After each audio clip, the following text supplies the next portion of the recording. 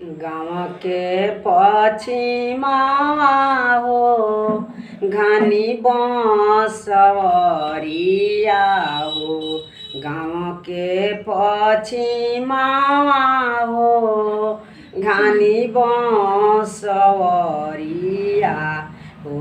ते सांवर मेघिया भरेली डफोर पानिया से सांवर मेघिया भरेली डफोर पानिया।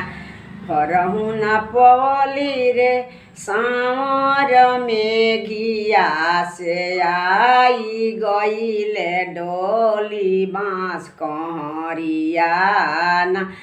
सांवर मेघिया है पनिया भरहु ना पवली से आई गईले डोली बाँस कहरिया ना। सब कोई रोएला अंगना से दुआरा से जागर सैया रोए पछुआरवान।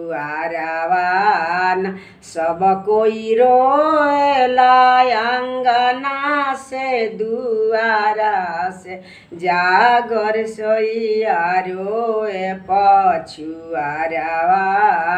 चुप होखु जागर सैयारवा से सावन भदौआ करे आए ना से सावन भदौआ करे आए ना।